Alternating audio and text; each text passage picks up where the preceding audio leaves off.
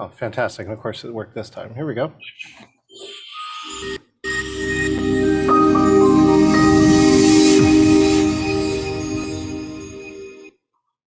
Hey there, it's John Chen with Engaging Virtual Meetings, and I love when live streams say they don't work, and then the second time they totally work without any changes. It's beautiful.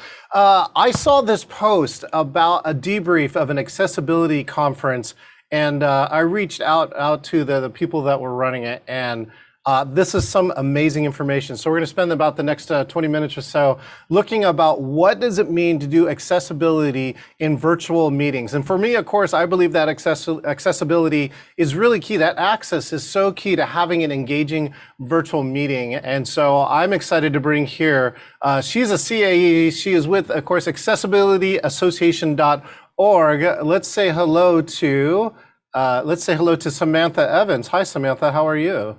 Hi, John. I'm doing great. Thanks for having me join this morning. Yeah, thanks for reaching out and of course doing this. I love the background too. Same struggle, difference. So wanted to just a little bit of tell us about who you are and what do you do? So my name is Sam Evans. I am a CAE, Certified Association Executive. My primary role is with the International Association of Accessibility Professionals. So we're all of our members are people who work in the accessibility world for both the digital and physical space and policy to make sure the world has less barriers for people with disabilities. I manage the certification program. So I manage the certifications for accessibility core competencies, web accessibility specialists, built environment, and documents, which are kind of more is core foundations and then more niche specialty areas of certification. So in my work, my association work, my event planning work, and my accessibility work all overlap in virtual events, which is my interest in how you and I originally connected. It's the web, right? It's the web of things. It is. Amazing. How did you get into accessibility work? Why has it become one of your focus or passions? So I have a personal connection to accessibility. My roommate of 20 years was losing her vision to a retina disorder. And so pre-internet, it was really a struggle to find adaptive strategies and resources to help her as she lost her vision to help her maintain her independence.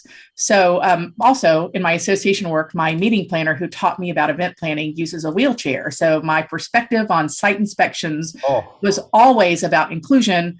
And I couldn't leave my roommate at home being blind with no ability to drive in an Atlanta suburb. So she came with me. So my approaches to spaces and events has always had a tie to inclusion. Then through the years, I've always worked for associations or education. And about 5 or 6 years ago, had the opportunity to work for an accessibility service provider. And so, which then led to my project work with IEEE was a small thing with 35 people and 1 certification. And now it's 3,000 people around the world and 7 certifications. So wow, that's the short version of how I got where I am. And let me tell you, I had an injury and I had a Las Vegas conference, right? And it was in the Cosmopolitan, which is enormous. And I was like, how am I going to get through this? And all of a sudden I thought about it. I'm like, oh, I'm in Vegas. I can just rent a scooter. And if you want to change your view, run through the pre-meeting at your hotel in an electronic scooter. And your whole view would change. You know, I even had a Starbucks with a line that I could not even navigate around the turn with the way that they had roped it up. Yeah. And, we used to talk about using a yardstick at your waist for turn radius for, 1 meter or 3 feet, but scooters are a bit more. It's more like 5 feet now, and turning around stanchions and tight curves, those turn radii are a big challenge. Turn radii, I love that. Okay, now the primary thing here is that you said you worked on, or you and some teammates were working with or on Axecon, trying to tell people what Axecon is and maybe some of the highlights of the lessons that you learned. So I was a presenter at Axecon and attended because it was amazing, but DQ Systems is a software and accessibility consulting agency based out of Virginia, and they do accessibility consulting, training, education. And so they hosted an accessibility conference. They have a product called DQ Axe, A-X-E. And so their conference was called Axecon. And it was intended to be for 2,000 to 3,000 people, we thought. I'm not on their planning team, but I'm a big supporter. I'm a big fan. And they planned this conference to be accessible so that people with disabilities who use assistive technology, so if you can't use a mouse and your eyes are not how you consume information, or you're deaf or hard of hearing or cognitive disabilities, how you engage with digital spaces is dependent on the product being accessible. So they started with a Zoom platform as a base, and then they chose some what are called wraparound products that allow you to have kind of labels and a little bit more finish or a polished appearance. And those wraparounds have to allow people who use assistive technology or adaptive strategies to engage for polls, chats, conversations, navigating meeting rooms, spaces, breakout rooms, captions, and the ability to make sure that was really important that all the presenters presented in an accessible format. So that means your slides needed to be done in advance and provided in an accessible format so that anyone who requested them could read them alongside. So if you've ever been to a meeting or a Zoom meeting and for some reason your monitor breaks or you're outside in the bright sunlight, it'd be really great to have the information in hand or in your device to be able to follow along. So it was really great. What was a surprise for DQ, I think, was that 17,000 people signed up for this event. Whoa. And how many have attended maybe in the past, or is it the first time they did it? This was the first event, and they had planned for 2,000 to 3,000 anticipated. So that was the opening line in the debrief, right? Is like, oh, maybe 1,000 or 2 or whatever, and then like the numbers every week, right? Another 1,000, another 1,000, and I think also because, was it free to attend? It was. It was an inaugural event, and they wanted to see how it would go. Wow. But talk about engaging events. The activities and the social events were fun, all accessible, and people had a great time. And so, talking heads are one thing, but the presenters were great. The content was rich. The ability to communicate and engage with everyone who was attending, no matter where in the world you were. It was so well done. And accessible. So and what are some of the top things? Let's just start on the presentation side, then we'll go to like the platform side. But did they work with all the presenters, or was there's some guidelines? So I know that I did this for a 1,200 person conference, and I tried to level set everybody who was on the support team. So that was presenters, ambassadors, producers, right, and the staff. Made sure that we all had the same goal and the same principles. And then from there, you could diverge about like how you could apply that. So that's one way I did it. I'd be curious, what did they think they did for you as a presenter? So the DQ staff, everywhere from their engineers to their marketing team, everyone in their team was a moderator for a room and worked one-on-one with a presenter. So they had a great technical support day of delivery team. There was at least 1 to 2 people in each presentation room. There are only 3 tracks, so we weren't talking about 6 different sessions at a time. But each of the 3 tracks had one moderator who was the host that watched Q&A, but they also worked with the presenters in advance to make sure that they understood what was going to happen, how the presenters wanted to engage with Q&A, if you want to stop and debate. So it was like a technical playbook that was very well done, so that you worked with your moderator or your room host in advance, but every presenter had a set of speaker guidelines to understand what needed to be done and how to present in an accessible fashion, so that there weren't references when we want to talk about making sure people can engage no matter how they consume information. So, John, you mentioned my background. So I'm Sam Evans. I'm a white woman with gray curly hair. I'm in my home office. Behind me, I have a poster on the wall with a circle that says same struggle, different differences. And inside that circle are 4 quadrants of civil rights, women's rights, LGBTQIA rights, and the accessibility and inclusion symbol of a person using a wheelchair. So I've just given a visual, inclusive description of me, which sets a stage. So it doesn't take even 30 seconds to do it, but it allows for anybody who may not have vision or may not see well or may not be able to see to know what the setting is.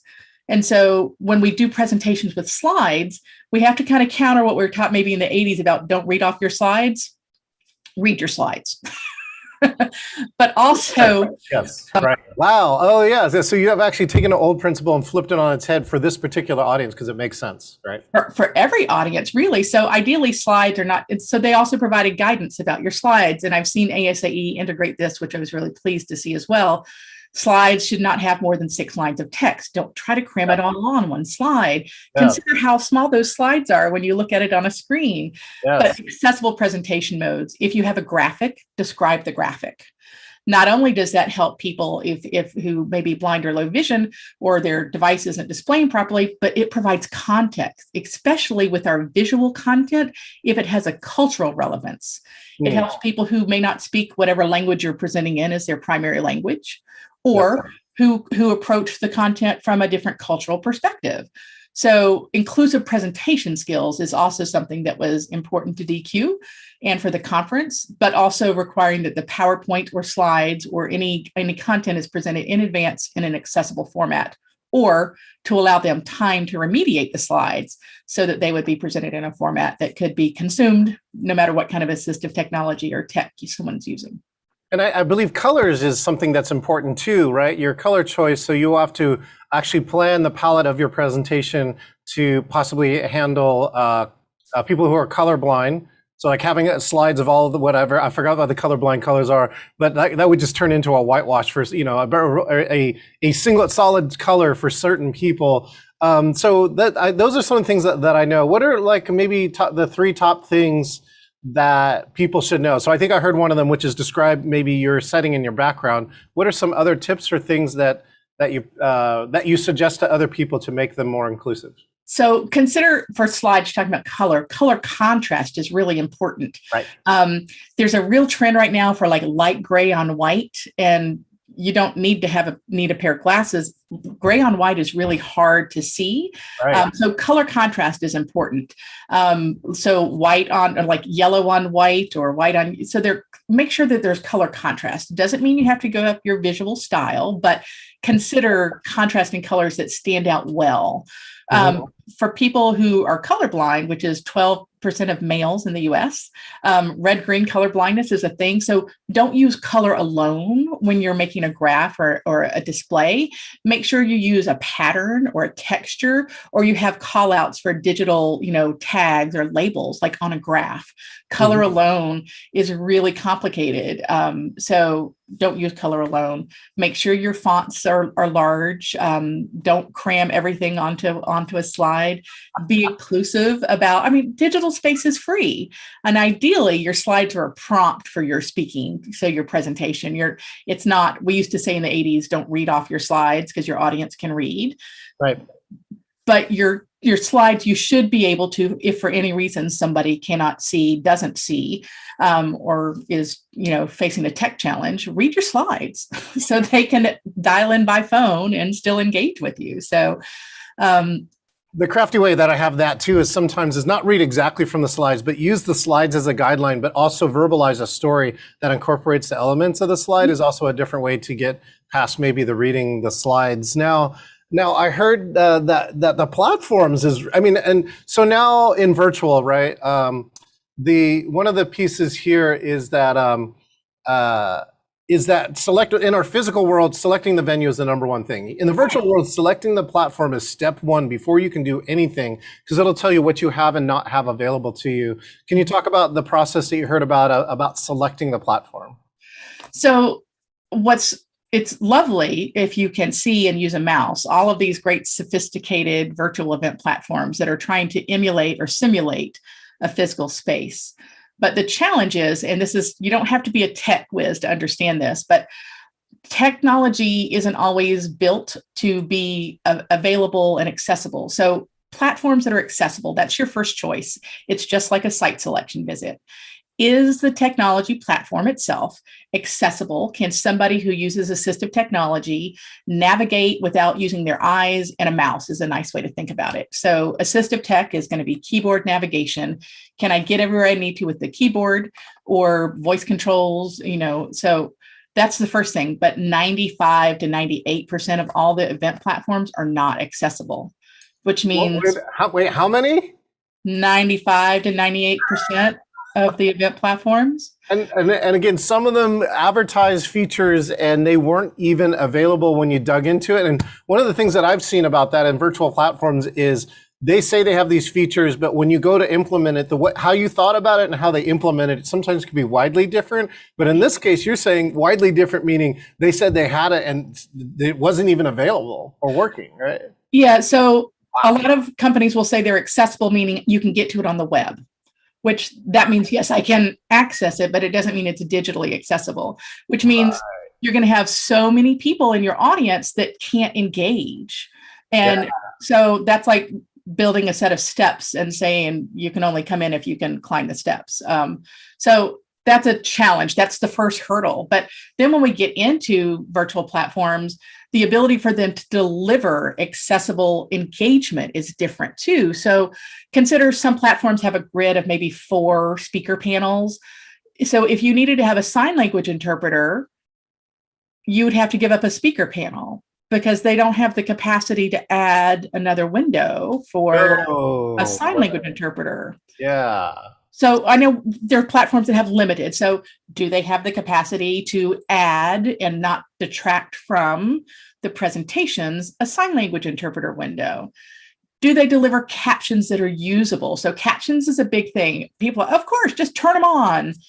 But captions, when they are required to be actual usable captions, yes, that's a very different story. And we need to differentiate, but people have to understand the difference. So quality captions that are usable are live, managed by a human. CART is what we might think of in the US as court stenographers, is a very specific skill. They have 98% accuracy, can type more than 200 words a minute, include speaker names, include punctuation and grammar, and sounds. And well, think about a lot of things in humor and in relevance. So if my cat were to screech across the back of my room and the door were to slam and everyone were to laugh, if the captions didn't include what happened in auditory information, that cue would be lost. Got it. Yeah. I mean, I watch Netflix now all the time with captions on. I don't know if it's I'm getting old or I'm getting better context from it. So yeah, I love how they do that, right? You know, funny music, scary music, blah, blah, blah. Right. Well, Verizon and Publisapient did a research study 2 years ago. 80% of people between 18 and 34 watch their videos with no audio on, and they're not deaf people. That's right. Yeah. Oh, that's why you caption all your videos, especially if you're marketing, right? So captions in events are different. So the other thing is captions should not be a long form reading experience. That's a transcript, which is another option. But captions should be 2 lines of text with no more than 30 characters at a time, because otherwise you're having to look down at the bottom of your screen and read through. Live transcripts are a good option and supplement, but captions have some quality content needs. And a lot of these platforms just say, or nobody's budgeted for captions, or nobody's budgeted for sign language interpreters from the beginning when you start planning your event. And so putting that to the last minute and paying last minute rush fees can be a big blow to a budget. Well, but it also means risking not being inclusive, but not just for deaf people, for people that have reading or reading or learning disabilities, speak a different language, or for people who it'd be better if I could both hear and see what's being delivered. Yeah. I know that the sign language, the ASL interpreters now become a key part of the program, like your caption people. These are all part of the production staff where they all need to they need to show up and be coordinated, right? Otherwise something doesn't work for the program. And I know that I think some of the ASL people didn't show up on time, and these are like not having your speakers show up on time to those key audiences. We got about a minute left. So Sam, I would love to hear if you were giving advice to people who are trying to make their conferences more accessible, what's like the top couple things on your mind? I know that you have millions of them. I'm just trying to say, what are the things that for people who know nothing about this that they should think about? So when you're planning your conference, your event, your virtual or hybrid, make a note of the accessibility considerations you're going to include and list those on your registration page. List the accommodations you're able to provide and be thoughtful in that delivery. Make a direct contact and person or team for anybody that has accessibility questions or considerations. Nice. And have your technical support team aware of those so that in your green room space and your prep time on the day of your event, there are accessibility team members that can help troubleshoot, and your room moderators and tech team understand all of those accessibility components for your inclusive event. Awesome. And Sam Evans, where can people find you at?